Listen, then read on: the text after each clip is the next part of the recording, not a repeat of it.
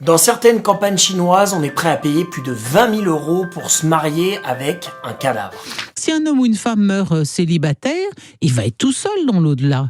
Et oui, s'il n'est pas heureux parce qu'il est tout seul et qu'il s'ennuie, il va forcément revenir hanter les vivants. Donc il faut le caser. Ça s'appelle le Mingun et c'est une tradition que l'État chinois essaye d'étouffer mais qui explose de plus en plus. La croyance se base sur une chose simple, un homme qui meurt célibataire reviendra hanter la famille. Et pour éviter cela, rien de plus simple, épouser une personne venant de l'au-delà.